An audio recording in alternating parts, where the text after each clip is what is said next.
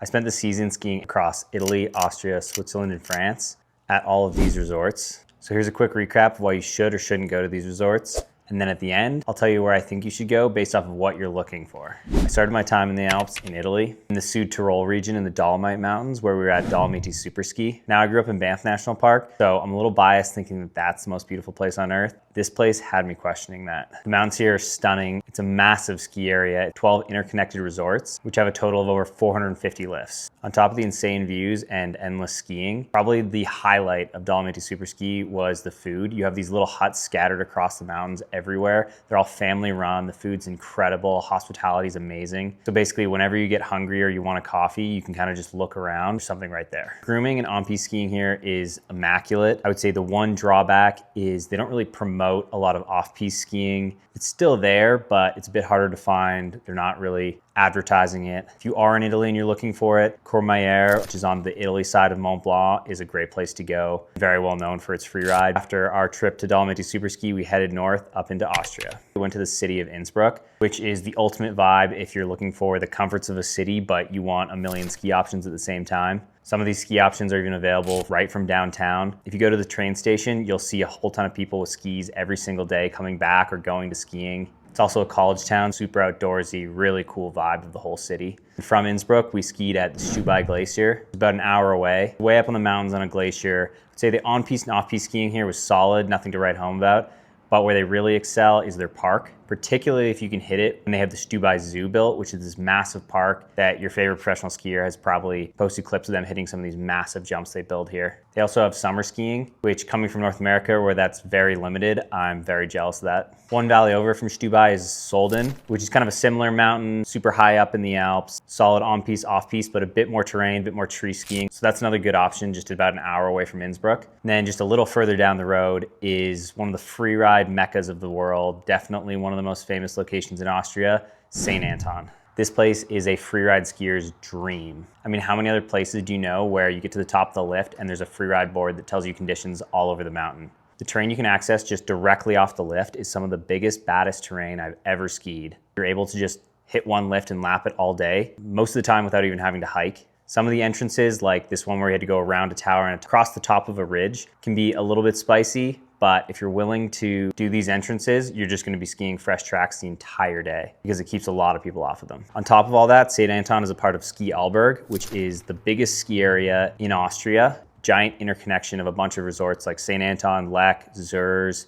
Forth. You basically have endless options of this same amazing terrain. We spent a week here and I felt like I didn't even scratch the surface. St. Anton is also very famous for the après scene. You have the Crazy Kangaroo and the Moosevert, which are both bars that are on the mountain and open a lot longer than the lifts. So you start to get a little bit of chaos as people are coming down from those. It's dark out, which can be pretty entertaining, but a little scary. That being said, because of this, it is not a quiet town. So if you're looking for a sleepy ski town vibe, St. Anton is definitely not that. And due to its popularity as both a free ride and après location, the prices here do tend to be a bit higher, so it's a bit of a pricier resort. If you're looking for more of that pure free ride and you want something a little bit sleepier, there's two ski resorts nearby called Sea and Kappel, which are very similar free ride wise, a little bit smaller, don't really have the same crazy après. If you want even more après, the ski resort of Ischgl is also really nearby, which is kind of the same as St. Anton, ton of awesome terrain, big après scene, but that après scene is on steroids. St. Anton is one I need to definitely make a longer video on because it's really special and you should definitely go. But moving on to our next resort, we went a couple hours east of Innsbruck to Kitzbühel. We were here to watch my brothers race the Hahnenkamm, which is kind of like the Super Bowl of ski racing.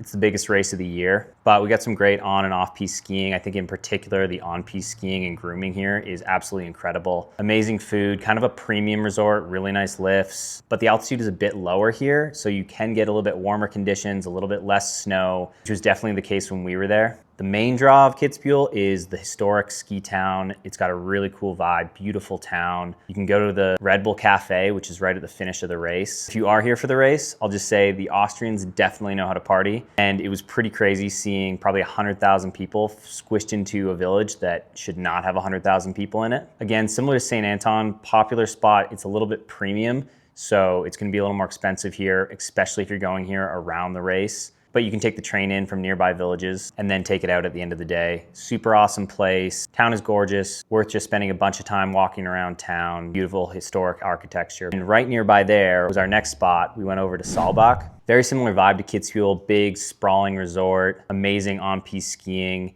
Same issue that the altitude's a little bit lower, so snow here was a little bit challenged. We were sticking more to the on-piste stuff. The connected resort of Fieberbrunn is pretty famous for its freeride. So if you're looking for that, you can ski right over to that resort and check out one of the faces they use on the Freeride World Tour. Similar to Kitzbühel, it's a little bit more premium, a little luxury, so a bit pricier. But there's a ton of towns you can stay around here that are just down the valley and just a quick drive up to the resort. That rounds out the Austrian portion of our trip, and next up we went to Switzerland. And to start it off in Switzerland, we went to St. Moritz, which is basically just synonymous with luxury. This place is as fancy as you can get. Every single luxury brand has a store here. People are walking around in furs, private jets flying above. And there's even a big frozen lake right next to town that on the weekends they play polo on horses, and they'll do car shows and car races. You can go to the BMW drifting center nearby. It's a pretty crazy place. The skiing on and off piste, both solid. It's super sunny a lot of the time. Their logo is literally a sun.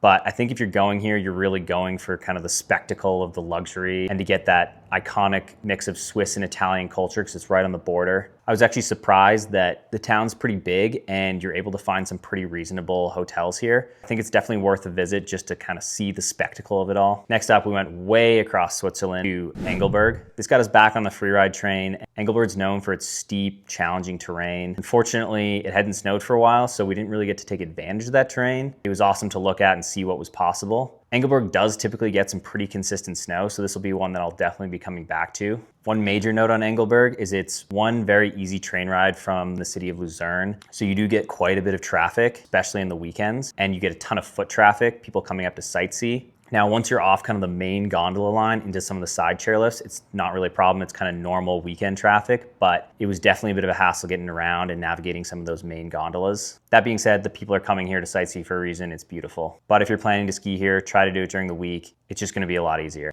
Now, short drive down to Lucerne and back up to our next resort, Wengen. We were here to watch my little brother race the World Cup, so it was a bit of a quick in and out, but this place is stunning.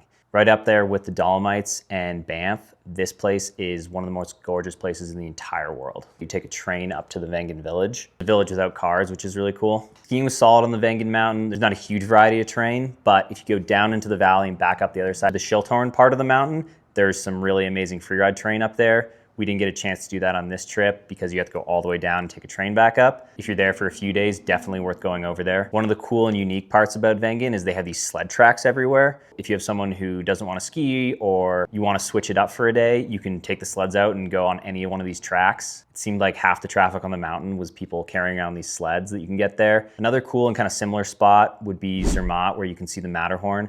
It has a similar vibe, good terrain, really cool village, no cars in the village, insanely beautiful views. And then one place that I'm really bummed we didn't go, but it just didn't fit into the calendar for this trip, was Verbier, which is the freeride mecca of Switzerland. One of the most iconic freeride locations in the entire world. If that's what you're looking for, you definitely got to put Verbier on the list. Just on the other side of the border in France from Verbier, we did go to the iconic Chamonix, which definitely lived up to its iconic ski town reputation. Different from some of the other mega resorts like Kitzbühel or Ski Alberg or Dolomiti Superski, it's made up of 5 smaller resorts instead of one giant interconnected resort. And they kind of have a variety of terrain and skill levels, from the very beginner to intermediate Les Ouches all the way up to the free ride only Grand Monte. You have a ton of variety here, a lot of different options. On any given day, once you pick your option, you're kind of stuck there for that day. Across all 5 mountains, you really have every type of terrain you could ask for. We did spend most of our time in Grand Monte because it's basically just a free ride mountain. Had some terrain that I could not believe was directly off a ski lift. The views are absolutely insane because you're just nestled right up on Mont Blanc, the highest mountain in the Alps. There's also the option to take the tram up from downtown to the Aiguille de Midi, which gives you access to the longest lift access ski run in the world, the Vallée Blanche, the White Valley.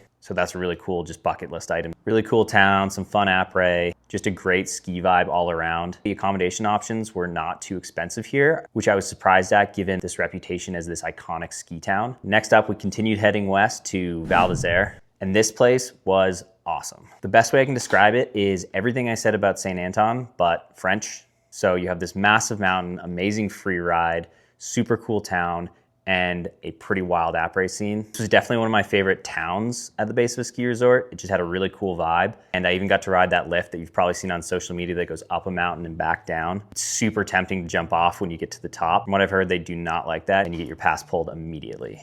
And connected to Val d'Isere, the next place we skied was Teens, which largely is a super similar resort. It's kind of a continuation of the same mountains. I would say the town is a little bit less cool and the terrain is even more cool. I even saw that arch that Candide has done a whole bunch of tricks through. After skiing here for a few days, I really understand why Candide shoots a lot of his stuff here, because the features that are available directly off the lift or from a short boot pack is just insane. I'd say the whole time I spent in the Alps, St. Anton was the best skiing and Teens/Val d'Isere was the next. And it was pretty close, but we got a little bit more fresh snow in St. Anton, so that obviously biased those days. Way at the other end of the valley from Val d'Isere and Teens is the biggest ski resort in the world, the Trois Vallées, the Three Valleys. This place has some absolutely epic terrain as well. Definitely worth a visit. We didn't get to go on this trip, but it's an amazing spot. In particular, some of the terrain at Val Thorens is insane. Again, you can watch the Freeride World Tour and see some of the stuff that is accessible from that mountain. Another place in France that I haven't had a chance to ski is Le Grave. It's a freeride only mountain. It's kind of the place of legends, so next time I go back to the Alps, it's definitely on the list and I'm not missing it this time.